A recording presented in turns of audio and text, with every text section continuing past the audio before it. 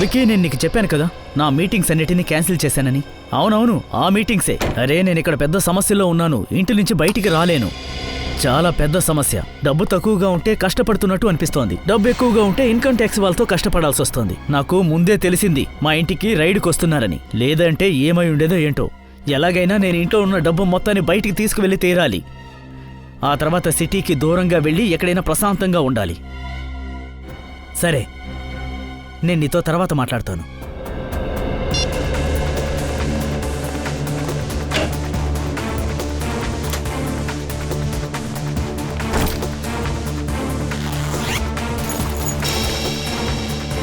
డబ్బంతా కరెక్ట్గానే ఉంది.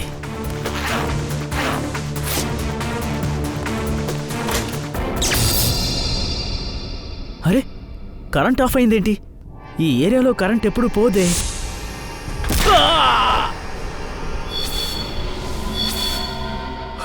ఎవర్రా నువ్వు? ఎందుకు ఇలా చేస్తున్నావు?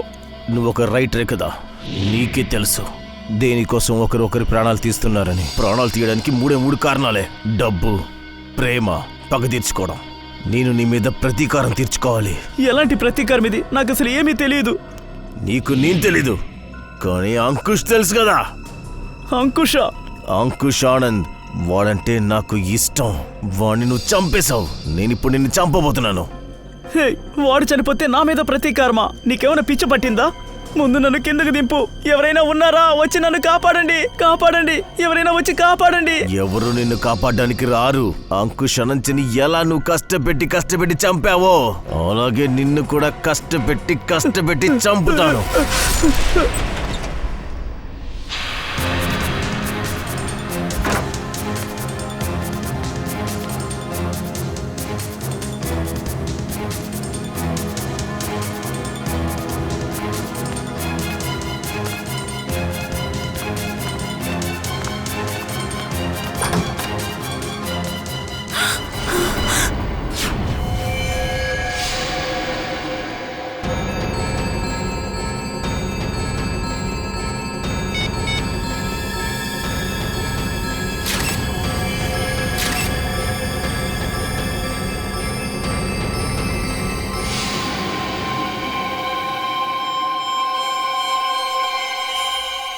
ఏంటిది?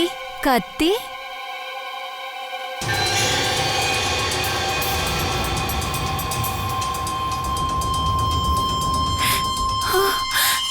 నేనే పని చేశాను?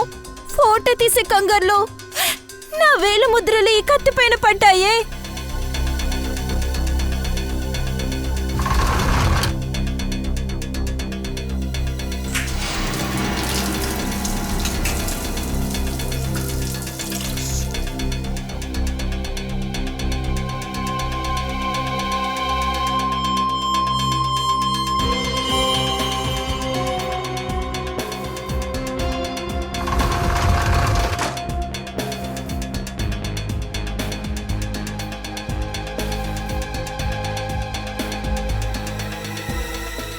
బయట నుంచి సిఐడి వాళ్ళకి పబ్లిక్ ఫోన్ నుంచి కాల్ చేద్దాం.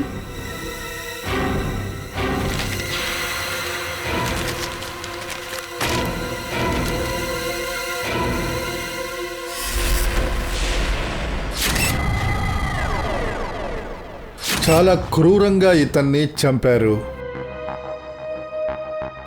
గొంతుని పూర్తిగా చీల్చేశారు.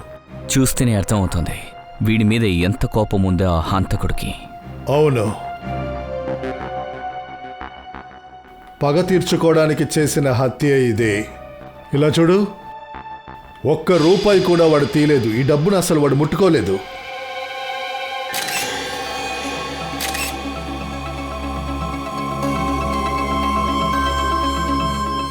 సార్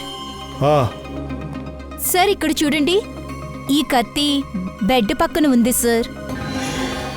సరే, ఈ కత్తి మీద కొంచెం కూడా రక్తం లేదు. చాలా క్లీన్గా ఉందేంటి? శ్రేయ, స్ప్రే కొట్టి కాస్త చూడు. సార్.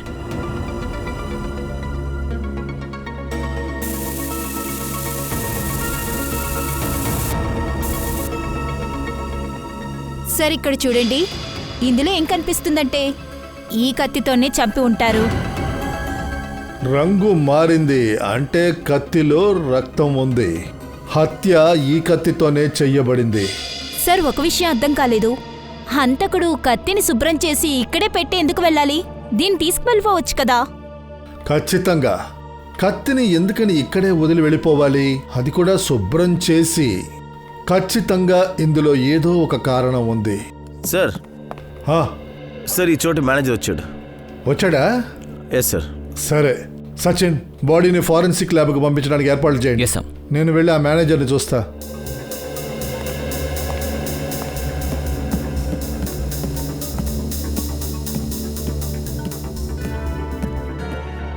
సార్, ఇదంతా ఎలా జరిగింది సార్?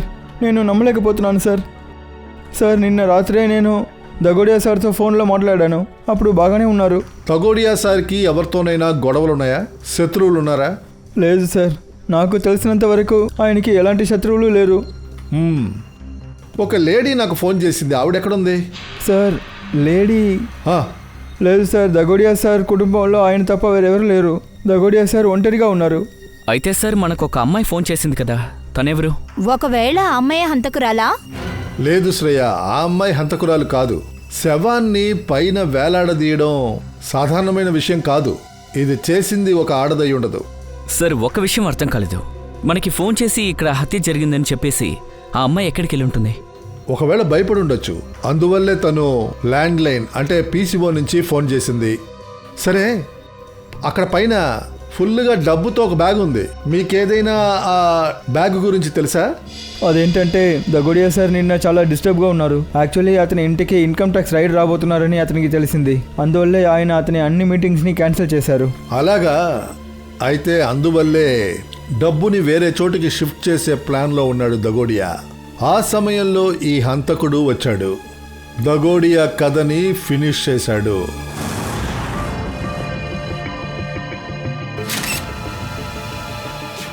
ఒక్క నిమిషం. ఇదిగో, దీన్ని చూస్తున్నావు కదా? ఇతని కళ్ళ దగ్గర నీలి రంగులో ఒక గుర్తుంది. అవును సార్. ఇటు కూడా చూడు, రెండు వైపులా ఆ గుర్తుంది. ఈ హత్య విషమిచ్చి చేసిందా? ఉండొచ్చు సార్. కానీ ఇదెలా ఉందంటే ఇది చూస్తుంటే వేలి గుర్తులు. ఒకవేళ ఇలా జరుగుంటుందా? హంతకుడు ఇతని నోటిని నొక్కే ప్రయత్నం చేసుంటాడు. చూస్తే అలాగే అనిపిస్తుంది సార్. కానీ ఎందుకు? ఒకవేళ ఇలా జరుగుండొచ్చు. ఇతని నోటిని తెరవడం కోసమేమో. ఉండొచ్చు. ఇతని నోటిని తెరిచి చూడాలి.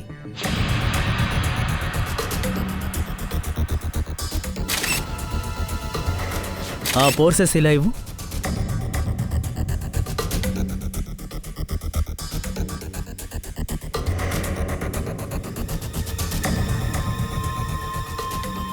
ఇలా చూడు, ఇతని నోటిలో ఈ పేపర్ ముక్కుంది. ఇది ఏమై ఉంటుంది?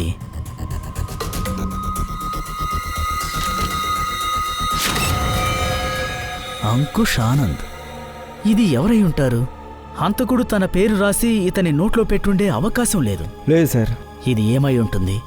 వెనక చూడు, ఈ పేపర్కి ఇరువైపులా రక్తపు మరకలు అంటుకునున్నాయి. సోలంకి, ఈ పేపర్ నీకు దగోడియా నోటిలో దొరికిందా? అవును బాస్, నాకే చాలా ఆశ్చర్యం వేసింది. ఒక హంతకుడు చనిపోయిన వ్యక్తి నోట్లో పేపర్ ఎందుకు పెట్టాలి? సరే, ఇలా కూడా అయ్యి ఉండొచ్చు. హంతకుడు ఈ పేపర్ని ఆయన నోట్లో పెట్టకుండా చనిపోవడానికి ముందు అతనే హంతకుడికి తెలియకుండా ఉండడానికి ఆయనే నోట్లో పెట్టుకున్నాడేమో. అవును సార్, ఒకవేళ ఈ పేపర్ కోసమే తన్ని హత్య చేసుంటారేమో. ఈ క్లూ హంతకుడికి దొరకకూడదని వాళ్ళు అనుకుని ఉంటారా? అందుకనే ఈ పేపర్ని తన నోట్లో పెట్టేసుంటారు. లేదు శ్రేయ, నాకు తెలిసి ఈ పేపర్ని అతని నోట్లో పెట్టుకున్నట్టు అనిపించడం లేదు. ఎందుకంటే అతని బుగ్గల మీద ఉన్న ఆ నీలిరంగు గుర్తులను చూస్తుంటే హంతకుడు అతని నోటిని బలవంతంగా తెరిచాడనిపిస్తోంది. ఆ తర్వాత ఈ పేపర్ని అతని నోట్లో కుక్కుంటాడు అనిపిస్తోంది. సోలంకి, రక్తం నిండిన ఈ పేపర్లో రాయబడిన అంకుష్ ఆనంద్, ఇందులో ఉన్న రక్తం ఉందే, దగోడియా నోట్లో ఏదైనా గాయం గాని రక్తం గాని కనిపించిందా? లేదు బాస్, ఆ శవం నోటిలో ఎటువంటి గాయము ఎటువంటి గుర్తు లేదు. నాకు తెలిసి హంతకుడు దగోడియా సార్ని ముందు కొట్టుండొచ్చు. ఆ తర్వాత అతని నోట్లో ఈ పేపర్ని కుక్కుండొచ్చు. ఈ పేపర్ మీద ఉన్న రక్తం హంతకుడిదా? కాదు, ఈ రక్తం ఇతనిదే. నేను బాగా చెక్ చేశాను సార్. సార్, ఆ, ఇంటర్నెట్లో ఈ పేరుని నేను సెర్చ్ చేశాను. అంకుష్ ఆనంద్. ఈ పేరుతో ఇద్దరు ఉన్నారు సార్. ఒకరు చెన్నైలో, ఇంకొకరు నాసిక్లో. వీళ్ళిద్దరి గురించి విచారణ జరపండి. వీళ్ళిద్దరిలో ఎవరో ఒకరికి దగోడియాతో ఏదో ఒక సంబంధం ఉంటుంది, ఖచ్చితంగా ఉంటుంది. హలో ఎక్కడా? సరే మేము వస్తాం. సరే, ఇంకో హత్య జరిగింది. రైటర్ ముఖేష్ కుమార్. రైటర్ ముఖేష్ కుమారా? అంటే ఇంకొక రైటర్ హత్య. అయితే ఈ దగోడియా ముఖేష్ కుమార్ హత్యల్లో ఏదో ఒక సంబంధం ఉంది.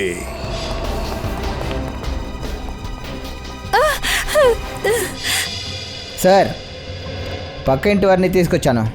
హంతకుడు లోపలికి వచ్చేటప్పుడు చూశారట. ఫ్రెడీ, అనవసరంగా వీళ్ళని ఎందుకు తీసుకొచ్చారు? చూసి భయపడతారు కదా వాళ్ళు. సరే చెప్పండి, మీరు ఏం చూశారు? సార్, మా బాల్కనీలో కూర్చొని న్యూస్ పేపర్ చదువుతూ ఉన్నాను.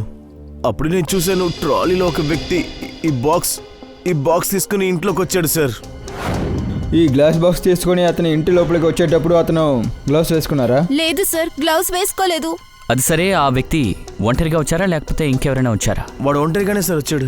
వాడి మొహాన్ని చూసారా? స్కెచ్ చేయగలరా? లేదు సార్, వాడి మొహం నాకు గుర్తులేదు. ఒక విషయం సార్, ఆయన రైట్ షోల్డర్ కొంచెం కదులుతూ ఉంటుంది. అది కొంచెం కదులుతూనే ఉంటుంది సార్.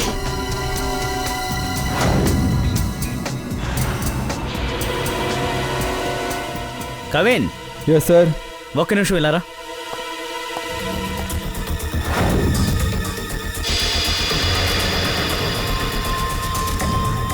నేను చూడు కవిన్, ఇతని నోట్లో కూడా ఒక పేపర్ ముక్కుంది. ఒకవేళ ఈ పేపర్ ముక్కలోనూ అంకుష్ ఆనంద్ పేరు ఉంటుందా?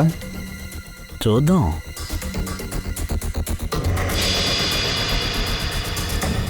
ఇందులో రిజు కాలియా అని రాసుంది. రిజ్జు కాలియా. ఈ రిజ్జు కాలియా ఈయన బుక్లో వచ్చే ఒక క్యారెక్టర్. ఆ క్యారెక్టర్ యొక్క మరణం కూడా ఇలాగే జరుగుతుంది, శ్వాస తీసుకోలేక. అలా అయితే ఆ అంకుష్ ఆనంద్ దకోడియా రాసిన పుస్తకంలో వచ్చే క్యారెక్టర్ అయి ఉండాలి. ఈ పనిచేసింది సీరియల్ కిల్లర్ అయి ఉండాలి. ఇలాగే తరచూ రైటర్లు రాసిన కథలో వస్తున్న క్యారెక్టర్లు చనిపోతున్నట్టు వీళ్ళని కూడా చంపేస్తున్నారు. అలాగే అనిపిస్తుంది. సలంకి సార్, ఈ గ్లాస్ బాక్స్లో ఏ ఫింగర్ ప్రింట్ దొరకలేదా ఏంటి? ఈ పేపర్ని ఇప్పుడే కదా కనిపెట్టింది. ఫింగర్ ప్రింట్స్ ఇకపైనే వెతకాలి.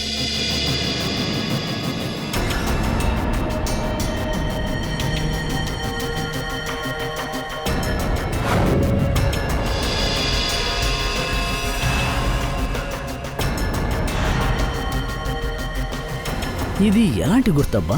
ఎలాంటి గుర్తంటే? ఫ్రెడీ, ఇప్పటి వరకు నేను నా జీవితంలో ఫింగర్ ప్రింట్స్లో ఇంగ్లీష్ లెటర్స్ని ఎప్పుడూ చూడలేదు. ఫింగర్ ప్రింట్స్లో ఇంగ్లీష్ లెటర్సా? అవును కవిన్, చూపిస్తాను. ఆ గ్లాస్ ఎలా ఇవ్వు. ఇదిగోండి సార్.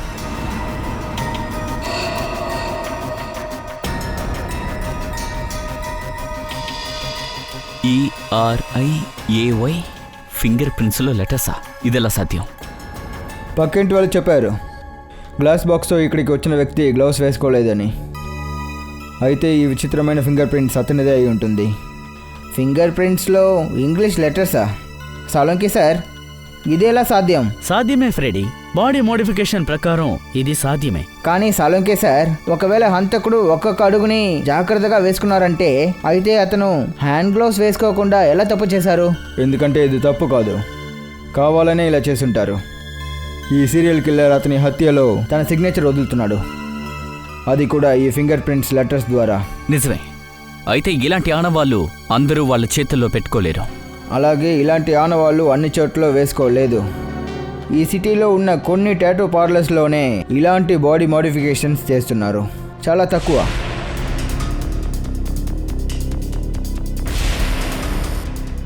ఎస్. ఈ బాడీ మోడిఫికేషన్ ఇక్కడే చేశారా? No sir. ఎక్స్క్యూజ్ మీ, ఇది మీరే చేశారా?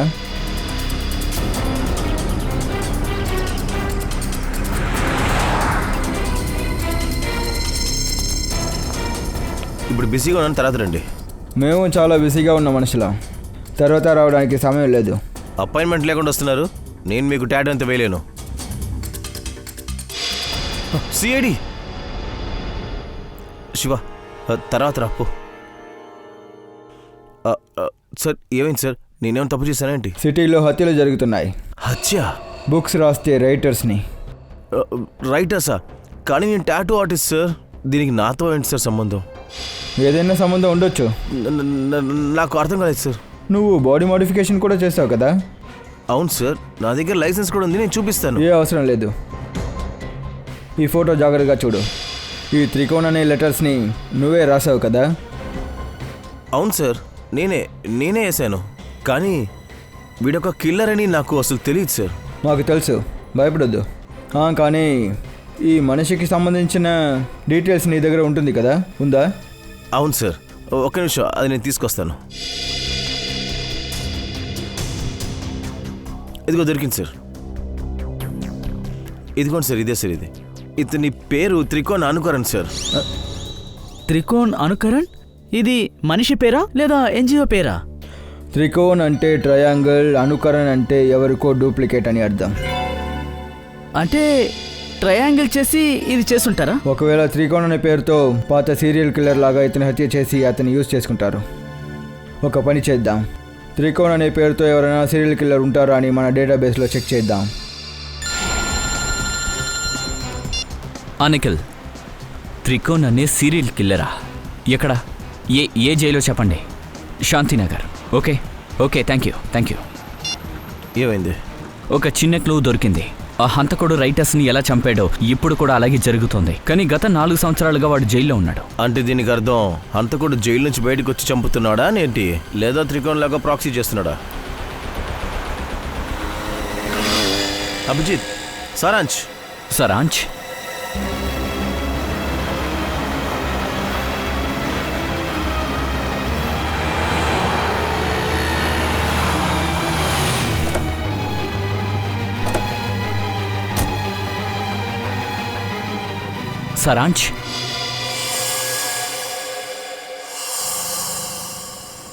లేదంకుల్, నా పేరు అభిషేక్. సారీ, మేము తప్పుగా అర్థం చేసుకున్నాము. సార్ 15 రోజులు అయ్యాయి. పత్రిక, న్యూస్ అన్నిటిలోనూ మనం ప్రకటనలు ఇచ్చాం, కానీ సారాంశం మనకు దొరకలేదు సార్. దొరుకుతాడు పంకజ్, ఖచ్చితంగా దొరుకుతాడు. వాడు తప్పకుండా దొరుకుతాడని నా మనసు చెప్తోంది. సార్, వీడు సిఐడి నుంచి వస్తున్నారు. రండి సార్, నేను మీకోసమే వెయిట్ చేస్తున్నాను. త్రికోణ్ని మేము కలవచ్చా సార్? తప్పకుండా. కానీ సార్, త్రికోణే ఈ హత్యలు చేశారని నాకు అనిపించడం లేదు. ఎందుకంటే జైలు నుండి బయటికి వెళ్లడం అన్నది అసాధ్యమైన పని. సరే, త్రికోణ్ నడవడిక ఎలా ఉంది సార్ జైల్లో? చాలా వైలెంట్గా నడుచుకుంటాడా? లేదు సార్, అలాంటిది ఏమీ లేదు. చాలా ప్రశాంతంగా, కూల్గానే ఉన్నారు సార్. నేనే ప్రభుత్వానికి రిక్వెస్ట్ చేద్దాం అనుకుంటున్నాను, అతన్ని త్వరలోనే విడుదల చేయమని. అతనిలాగే ఒకడు ప్రాక్సీ చేసి హత్య చేయడం అనేది హఠాత్తుగా జరగదు కదా. ఈ మధ్యకాలంలో ఎవరన్నా జైల్లో కలవడానికి వచ్చారా అతన్ని? లేదు సార్, మీకు తెలుసు తను స్పెషల్ సెల్లో ఉన్నారని. స్పెషల్ సెల్లో ఉన్న అతన్ని జైల్లో ఉన్న ఖైదీలు కూడా కలవలేరు. అది ముమ్మాటికి అసాధ్యం. సరే, పదండి కలుద్దాం.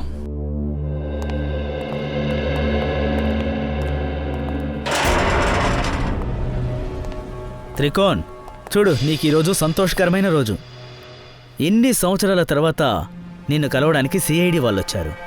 ఏంటి విషయం జైలే సార్? ఈరోజు మీ చట్టం నాకు చాలా అనుతాపం చూపిస్తుంది. అనుతాపం కాదు, నువ్వు కావాలంటే ఇలాగే అనుకో. జైల్లో కూర్చుని హత్యలు చేయడానికి ఇది ఎప్పుడు, ఎలా ప్రారంభించాను అడగడానికి వచ్చాం. మీరు చాలా తమాషా చేస్తున్నారు. ఇన్ని సంవత్సరాలుగా నన్ను ఈ జైల్లో ఖైదు చేసి పెట్టారు, కానీ అనుమానించే అలవాటు మీకు ఇంకా వెళ్ళలేదు.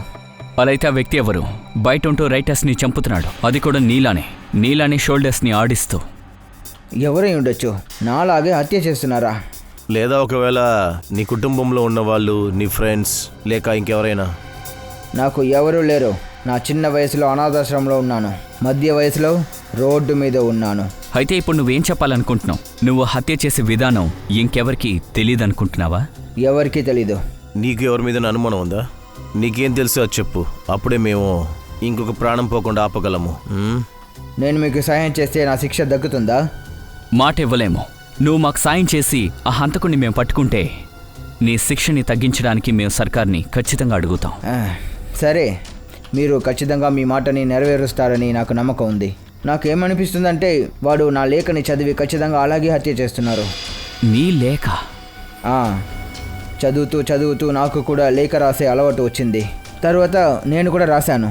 ప్రతిరోజు నిద్రపోవడానికి ముందు నేను నా ప్లాన్ని ఆ డైరీలో రాశాను. చంపే ప్లాన్, దాన్ని ఎలా చేయాలనేది అవన్నీ నువ్వు డైరీలో రాసి పెట్టావా? అవును, ఖచ్చితంగా ఆ డైరీ అతనికి దొరుకుంటుంది. అతను నేను రాసిన విషయం ప్రకారమే అన్ని విషయాలు చేసి అన్నిటి నుంచి ఎస్కేప్ అవుతున్నారు. ఎక్కడ దాచిపెట్టావు ఆ డైరీని? అది అనాథాశ్రమంలో ఉంది. నేను ఉన్న ఆ రూమ్లో ఉంచాను. చెప్పండి, నేను సురేష్ మాట్లాడుతున్నాను. జీకే నగర్ అనాథాశ్రమమా? మీరు పిల్లల పుస్తకాలు అమ్ముతున్నానని చెప్పారు కదా. సరే, నేను సాయంకాలం తీసుకుంటాను. ఓకే, ఉంటాను. చెప్పండి. సిఐడియా? విషయం ఏంటి సార్? మేము త్రికోణికి సంబంధించిన విషయాన్ని అడగడానికి ఇంత దూరం వచ్చాం. త్రికోణ? నాకు తెలుసు. ఏదో ఒకరోజు త్రికోణ్ని వెతుక్కుంటూ పోలీస్ కానీ సిఐడి కానీ ఇక్కడికి వస్తారని. మీకు ముందే తెలుసా త్రికోణ్ తప్పుడు మార్గంలో వెళ్ళబోతున్నాడని? లేదు, వాడిని ఇక్కడి నుంచి బయటికి పంపించి చాలా కాలం అయింది. వాడు ఇక్కడికి వచ్చినప్పుడు వాడికి 12 ఏళ్ల వయసు. అవును, వాడు చిన్నప్పటి నుంచే ఇలాంటి స్వభావంతోనే పెరిగాడా? లేదు సార్, అసలు వాడు అలాంటివాడు కాదు సార్. కానీ గంటలు గంటలు ఒంటరిగా గడపడమే వాడికి ఇష్టంగా ఉంటుంది. ఎవరితో ఎక్కువగా మాట్లాడడు. అంటే తను ఒంటరిగా ఉండి పుస్తకాన్ని చదువుతుంటాడా? మీకెలా సార్ తెలుసు? ఎందుకంటే మేము అతన్ని కలిసాం. ఇప్పుడు జైల్లో ఉన్నాడు. ఎక్కువ నిందితులకు సంబంధించిన పుస్తకాలే చదువుతాడు. ఆ కథలోకే వెళ్ళిపోయి వాడు ఒక కొత్త ప్రపంచంలోకి వెళ్ళిపోతాడు. బుక్లో ఉన్న క్యారెక్టర్స్తో అలాగే మాట్లాడతాడు. నువ్వు భోంచేసావా లేదా? కొన్ని సమయాల్లో నేను భయపడున్నాను సార్. వీడి అలవాట్లు పిచ్చిగా మారిపోతుందేమో అని. మీరు భయపడ్డట్టే అది జరిగింది. వాడిలో జరిగిన మార్పే రైటర్స్ని చంపమని బలవంతం పెడుతుంది. ఆ రైటర్స్ రాసిన కథకు బాధితుడై వాళ్ళందరినీ చంపేశాడు. ఆ రైటర్స్ రాసిన పుస్తకంలో వచ్చే క్యారెక్టర్ ఎలా చనిపోయారో ఆ స్టైల్లోనే అందరినీ చంపాడు. ఇది వినటానికి నాకేం పెద్ద ఆశ్చర్యంగా అనిపించట్లేదు సార్. ఒకవేళ వాడికి నచ్చిన క్యారెక్టర్ ఎవరన్నా కథలో చనిపోతే వాడు అసలు తట్టుకోలేక ఏడుస్తాడు సార్. కానీ వాడు జైల్లోనే కదా సార్ ఉన్నాడు. మీరెందుకు సార్ ఎక్కడికి వచ్చారు? మళ్ళీ రైటర్స్ చంపబడుతూ ఉన్నారు. ఈ త్రికోణ్ ఏ విధంగా చేశాడో అదే విధంగా. అంటే త్రికోణ్ జైలు నుంచి బయటకు వచ్చి మళ్ళీ హత్యలు చేస్తున్నాడా? కాదు, వాడు ఇప్పుడు కూడా జైల్లోనే ఉన్నాడు. ఇతను ఇంకెవరో త్రికోణ్ స్టైల్లో అందరినీ చంపుతూ వస్తున్నాడు. మీకెవరి మీద అనుమానం ఉందా? లేదు సార్, నాకెవరి మీద అనుమానం లేదు. సరే, వదిలేయండి. త్రికోణ్ ఇక్కడ ఏ గదిలో ఉన్నాడో ఆ గదిని మేము చూడొచ్చా? సార్, అది చాలా పాత చోటు సార్. ఇప్పుడు అక్కడ ఎవరు లేరు. పర్వాలేదులే, చూస్తాం. చూడొచ్చు సార్, రండి.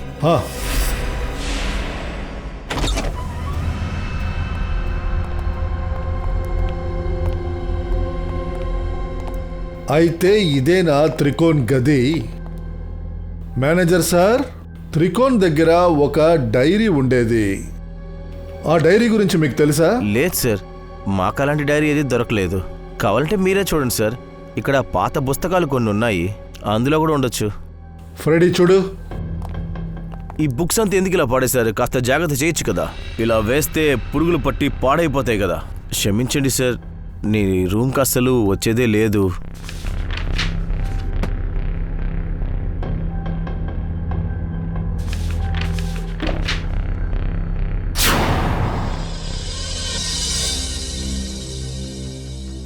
సార్, డైరీ ఎక్కడ కనిపించలేదు. కానీ నేను ఒకటి కనిపెట్టాను సార్. ఏంటి? సరే, ఈ గోడకున్న ఇటుకను చూసారా? చాలా విచిత్రంగా ఉంది. మిగతా ఇటుకల కంటే ఇది విచిత్రంగా ఉంది. దయా, కాస్త చెక్ చేయి. సార్, మీకు ఆ కేసు గుర్తుందా? గోడలో శవాలు దొరికిన కేసు. ఒకవేళ ఈ కేసులో కూడా అలాంటి ఏమైనా? మేము డైరీని వెతుకుతున్నాం, అర్థమైందా? శవాన్ని కాదు.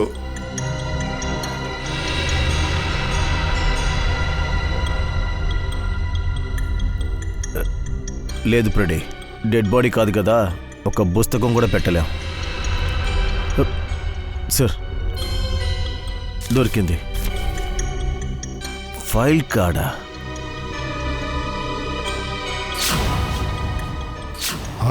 త్రికోణ్. అయితే ఆ ఇంకో కిల్లర్ డైరీని తీసుకెళ్ళిపోయాడు. అభిజిత్, ఇది ఖచ్చితంగా త్రికోణ్ డైరీ కవర్ అయి ఉంటుంది. అంటే ఇక్కడికి ఎవరు వచ్చారో వాళ్ళకి తెలుసు ఆ త్రికోణ్ డైరీని ఎక్కడ దాచిపెట్టాడని.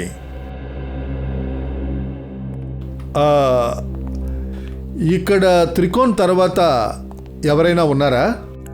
అవును సార్, ఒక కుర్రోడు ఉండేవాడు. వాడి పేరు సుందర్. ఆ తర్వాత సుందర్ ఎప్పుడన్నా ఈ రూమ్కి వచ్చాడా? అవును సార్, వచ్చాడు. కొన్ని నెలలకు ముందు నన్ను కలవడానికి వచ్చాడు. ఆ తర్వాత కొన్ని రోజులు ఇక్కడే ఉండేవాడు, తన పాత జ్ఞాపకాలు గుర్తు తెచ్చుకోవడానికి. అలాగా, సుందర్. అయితే సుందర్ అడ్రస్ మీ దగ్గర ఉందా?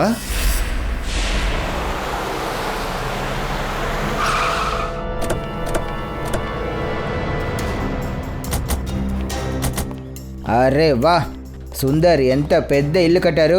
ఇప్పుడు లోపలికి వెళ్ళి సుందర్ ఎంత పెద్ద రహస్యాలను దాచారో కనిపెడదాం. తలుపు తెరిచిందేంటి? ఒకవేళ సుందర్ పారిపోయాడా? ఏదో సమస్య అనుకుంటాను. రండి. సుందర్,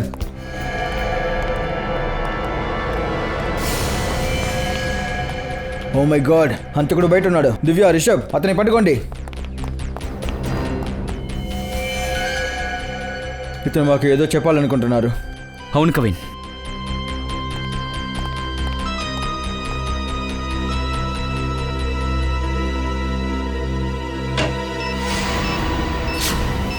మై గాడ్, ఇక్కడ బాగుంది. 30 సెకండ్సే ఉంది, మనం బయలుదేరదాం. బయటికి వెళ్దాం. రండి, త్వరగా రండి. రండి రండి రండి రండి. త్వరగా రండి. నేను నా మీనాని వదిలేసి రాలేను.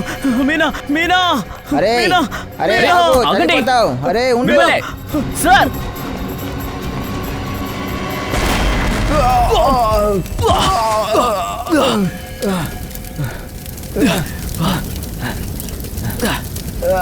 ఫ్రెడీ, ఏం కాదులే. బెల్లం పన్నుడితో పాటు సుందర్ గారు కూడా చనిపోయారు. సార్, మీరు బాగానే ఉన్నారు కదా? మేము బాగున్నాం. వాడు ఏమయ్యాడు? సార్, వాడు పారిపోయాడు. తప్పించుకున్నారా? వావ్, మీరు తెలుసుకునే లోపు బ్లాస్ట్ అయిపోయిందనమాట. ఒకడేమో పారిపోయాడు, ఇంకొకడు బ్లాస్ట్లో చచ్చిపోయాడు. వా. అవును సార్, కానీ వాడు సుందర్ భార్య ఇంకా పన్నోడిని చంపేశాడు. ఆ సుందర్ కూడా చనిపోతే ఈ కేసుని మనం క్లోజ్ చేస్తామనుకున్నాడు. సచిన్, ఇలా చెప్పడానికి కారణం ఏంటి? సీరియల్ కిల్లర్ వాడు కాదేనా? లేదు సార్. సార్, ఆ కిల్లర్ పారిపోవడం మేము కళ్ళారా చూసాం.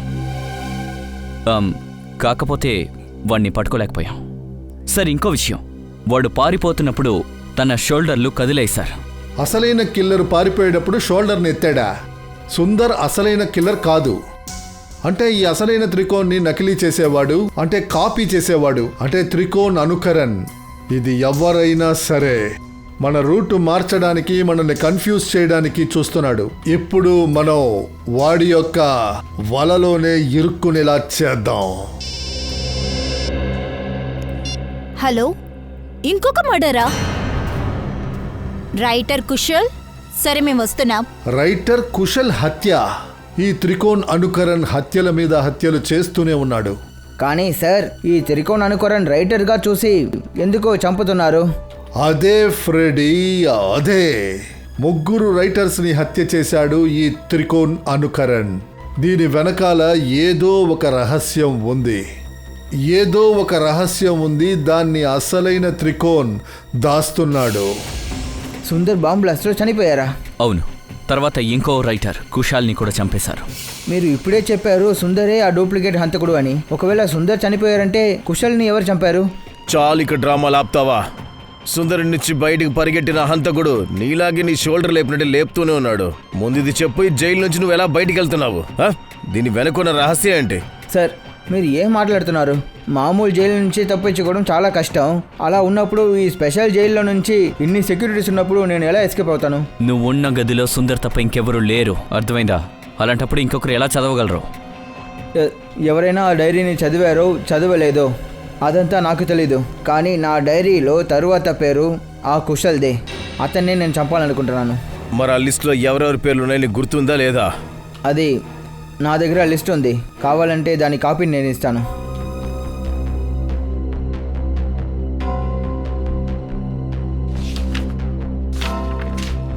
ముందే ఎందుకు ఇవ్వలేదు? ఇప్పుడు అనవసరంగా ఒకరు చనిపోయారు. నేను ఏది నమ్మలేకపోతున్నాను. ఇకపై అనవసరంగా ఎవరి ప్రాణం పోకూడదు. దీపక్, చివరి పేరు దీపక్. హత్య చేసావు నువ్వు, హత్య చేసావు. హత్య? నేను ఎవరిని హత్య చెయ్యలేదు. నేను మామూలైన ఒక రైటర్ని. శేఖర్ మర్చిపోయావా శేఖర్ని? శేఖర్ ఎవరు? నాకు ఎవరిని తెలీదు. నీ పుస్తకంలో నువ్వు రాసినటువంటి కథాపాత్రే శేఖర్. నీకేమైనా పిచ్చా? తనేమి నిజంగా శేఖర్ అనే వ్యక్తి కాదు. అతను నా కథలో ఒక క్యారెక్టర్.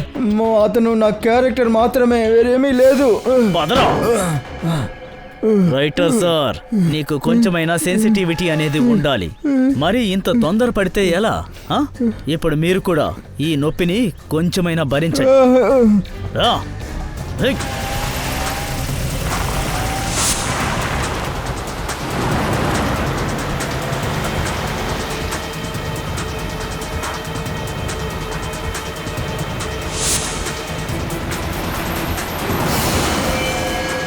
సార్, ఆ బండిలో దీపక్ ఉన్నాడు సార్.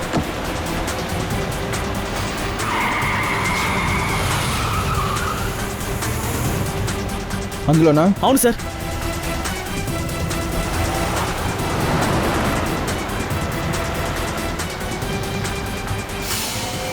ఈరోజు ఆ డూప్లికేట్ వ్యక్తి మన దగ్గర నుంచి తప్పించుకోలేదు.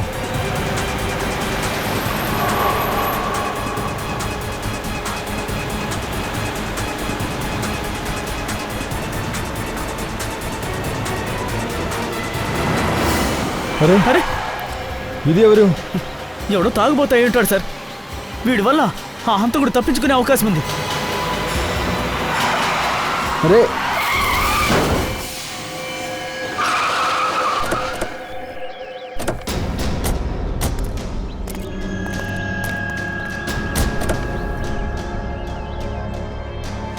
One second.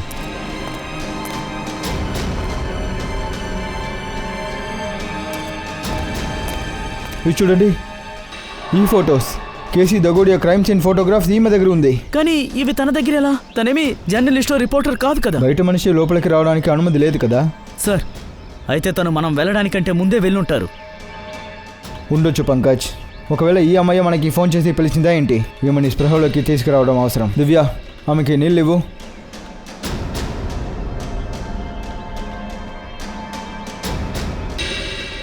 మేడం, మీరు ఓకేనా? మీకు ఏం కాలేదు కదా?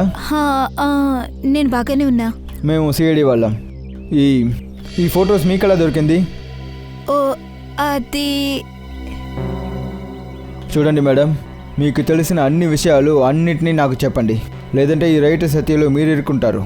ఇలా చూడండి సార్, నేను డగోరియా సార్కి అసిస్టెంట్ని. నా ఫస్ట్ క్రైమ్ నోవెల్ రాయడానికి ఆయన నాకు హెల్ప్ చేశారు. కానీ నేను ఆ రోజు ఆయన ఇంటికి వెళ్ళినప్పుడు ఆయన ఎవరో అక్కడ హత్య చేశారు.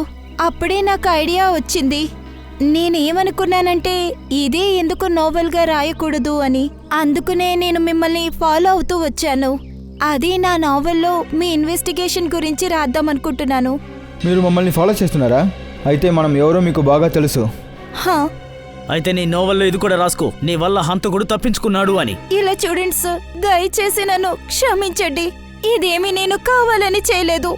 నా కార్లో సడన్ గా బ్రేక్ ఫెయిల్ అయింది, అందుకునే. చూడండి, ఒకవేళ మీరు చేసిన ఈ తప్పు వల్ల దీపక్ ప్రాణానికి ప్రమాదం ఏర్పడితే చట్టం ఎప్పుడూ మిమ్మల్ని క్షమించదు.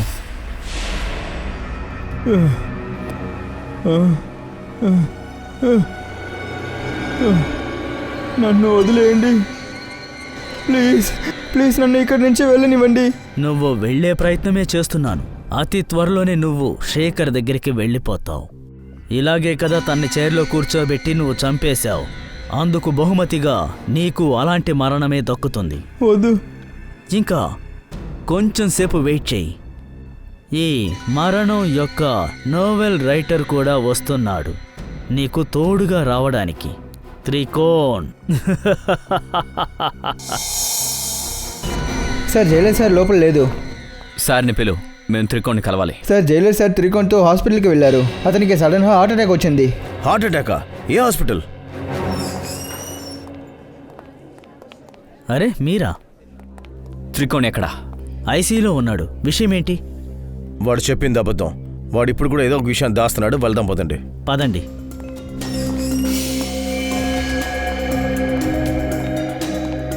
ఎక్కడా? ఎక్కడికి వెళ్ళాడు? అరే, ఇక్కడే కదా ఉన్నాడు. ఎక్కడికి వెళ్ళారు? సార్, ఒకవేళ అతను హాస్పిటల్ నుండి తప్పించుకున్నాడా దీపక్ని చంపడం కోసం? ఎలా పారిపోతాడా? ఇక్కడ ఎవరున్నారు? ఎవరు వార్డ్ బాయ్? సార్ మకరన్ ఉన్నాడు. ఈ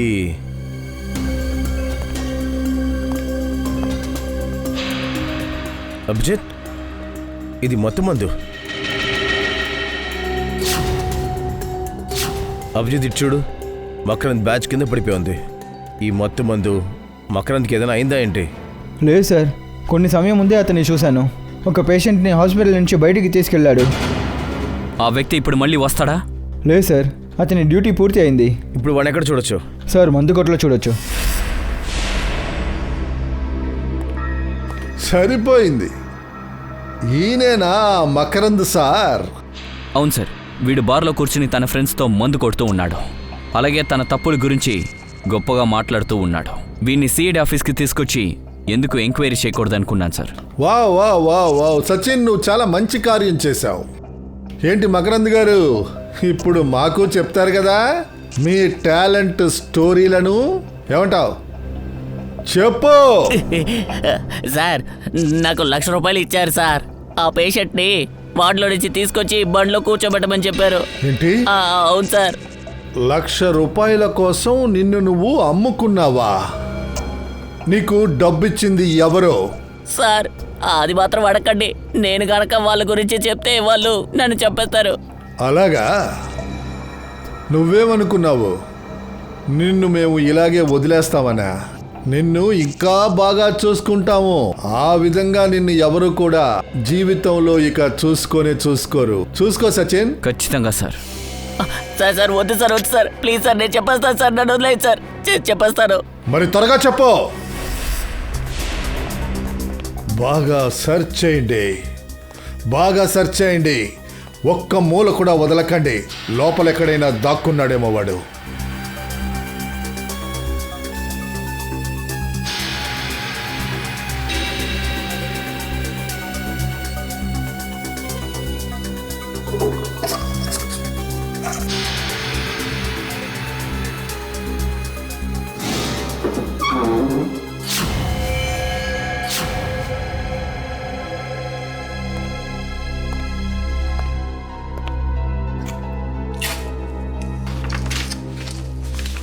సార్, ఇలా చూడండి సార్, ఈ క్యాబినెట్ వెనక ఈ షీట్ ఉంది.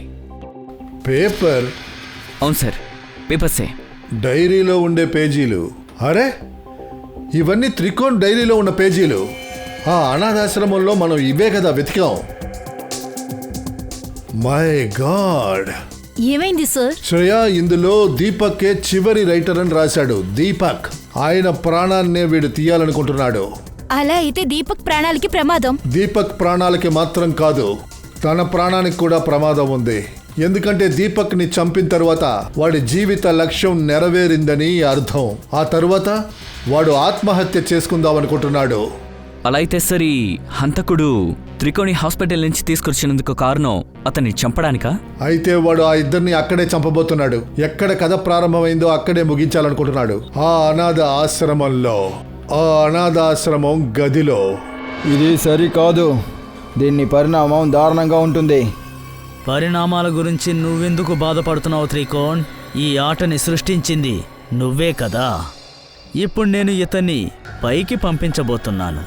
నువ్వు మమ్మల్ని తీసుకొని చాలా పెద్ద తప్పు చేస్తున్నావు. మమ్మల్ని చంపేసినా కూడా నీకు ఆ శాంతి దొరకలేదు. ఎందుకు నువ్వు ఇంత హత్యలు చేస్తున్నావు?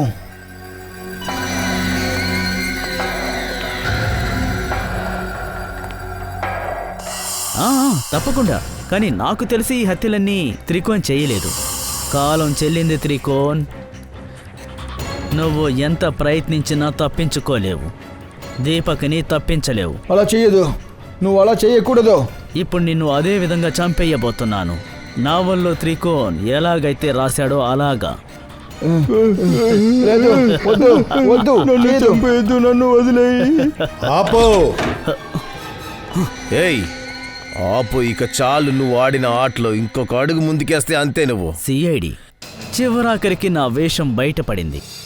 మీరు నన్ను ఉరికంబం ఎక్కించకుండా వదిలిపెట్టరు. నేను కూడా ఉరికంబం ఎక్కడానికి ముందు వీళ్ళిద్దరిని చంపేసి నా లక్ష్యాన్ని చేరుకుంటాను.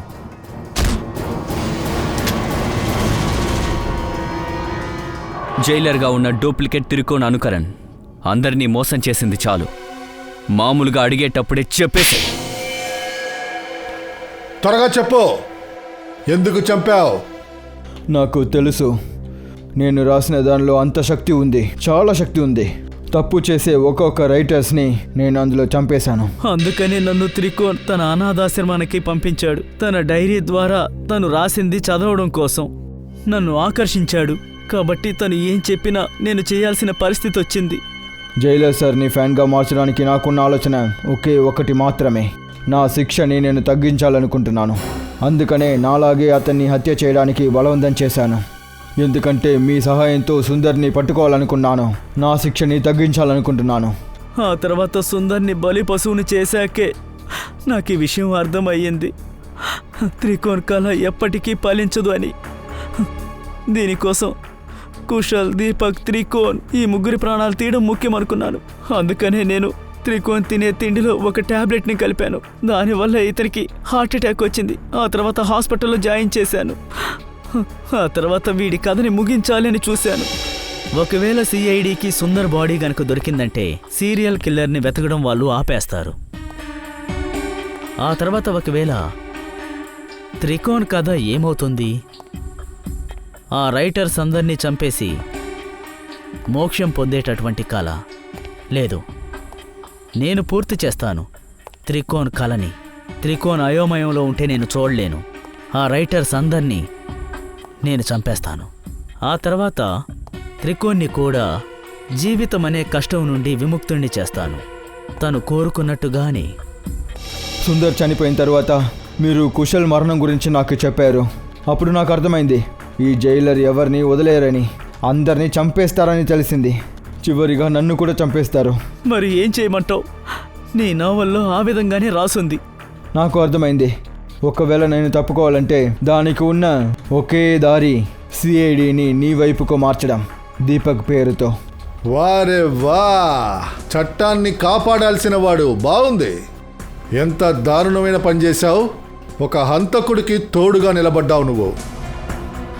నాకు తెలుసు సిఐడి ఏదో ఒకరోజు అంతా కనిపెట్టేస్తుంది అని.